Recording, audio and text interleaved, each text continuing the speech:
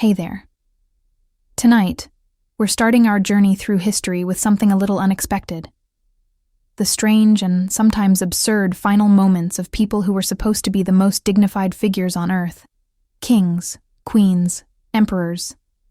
Their lives were full of splendor and ceremony, but their deaths, not always quite so majestic.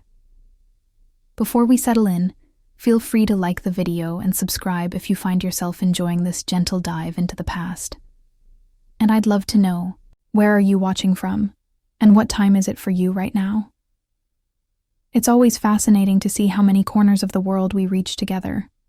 So now, dim the lights, maybe turn on a quiet fan, and let's ease into the evening with a story that starts with dessert and ends with a king, King Adolf Fredrik of Sweden.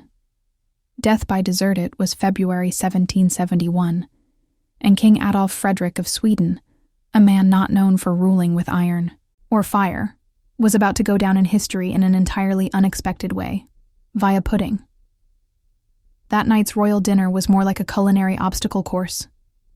He started with lobster, then caviar, then sauerkraut, then smoked herring, and a few generous servings of champagne.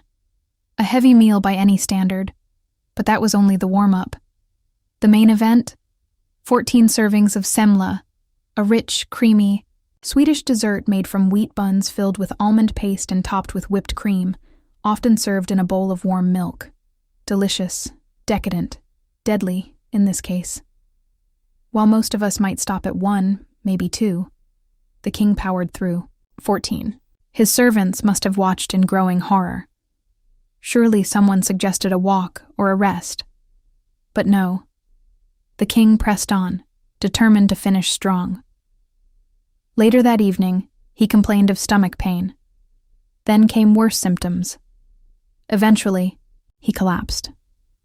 The official cause of death? Digestive troubles, which feels like an understatement for someone who essentially overdosed on dessert.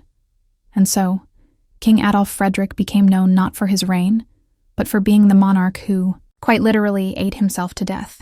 Not a bad way to go, if you think about it. No betrayal, no battle, just a man, a spoon, and a mountain of pastry. King George II. The royal Lou, exit now. If Adolf Fredrik's end was oddly majestic, King George II of Great Britain took a rather less graceful exit. Because this monarch's final moment came on the toilet. Yes, you heard that right. It was a chilly October morning in 1760. The king, then in his 70s, rose feeling a bit unwell. He followed his usual routine, right up to his morning visit to the royal privy. But after some time, he hadn't returned. Servants, worried, entered and found him slumped over the chamber pot, dead from a sudden rupture of his aorta. A natural cause, yes, but an undignified setting. Now, this wasn't your average bathroom. The chamber pot was likely porcelain, maybe even trimmed in gold. The chamber itself likely ornate, but still, not exactly the glorious exit one imagines for a ruler of an empire. Official reports politely said, heart failure. But the gossip and the servants made sure the whole story survived.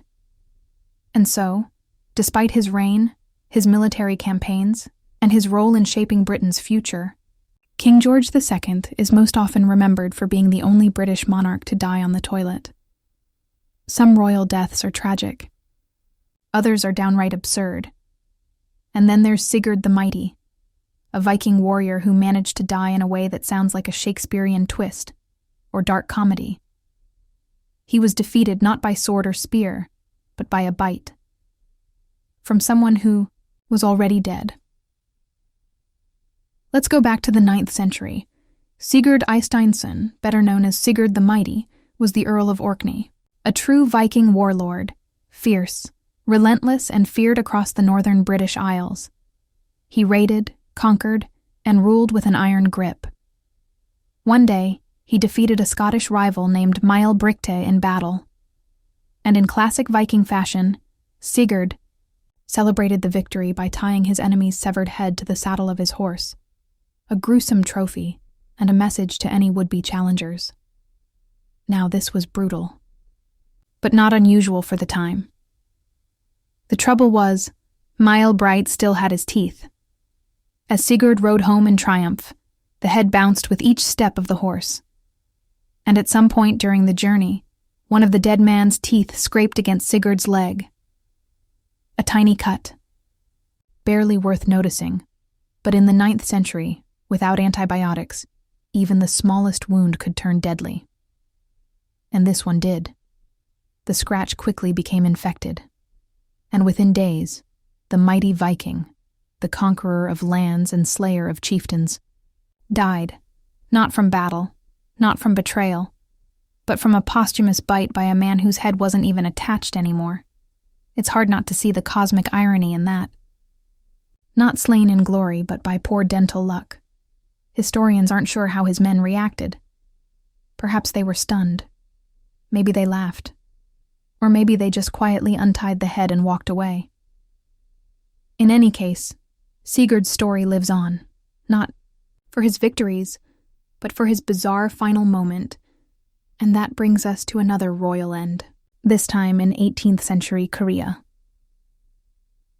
Crown Prince Sado, death by rice chest. There are royal deaths that make you chuckle, and some that make you pause, lower your chopsticks, and just sit in silence. The story of Crown Prince Sado is one of those. He was the heir to the Joseon dynasty, son of King Yeongjo.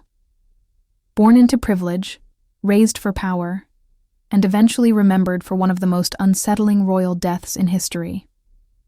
He died locked inside a wooden rice chest. This wasn't metaphor. It was literal. Sado was troubled. By modern accounts, he may have suffered from serious mental illness, though at the time, he was described simply as unpredictable and dangerous. He was known to execute servants on impulse, and reportedly wandered the palace at night, muttering to himself and carrying a sword. As you might imagine, he wasn't exactly beloved by the court. His father, King Yeongjo, was the image of Confucian calm, disciplined, traditional, and obsessed with public image. Yet even for him, executing one's own son was a line too far, so when Sado's behavior could no longer be ignored, the king found a workaround.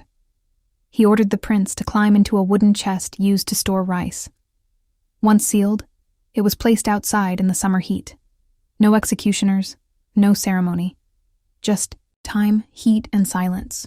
Sado died inside that box after 8 days, and the story became one of the most haunting and complex chapters in Korean royal history. Not every royal dies in battle or on a throne. Some, like Prince Sado, vanish in the quiet, confined shadows of palace politics.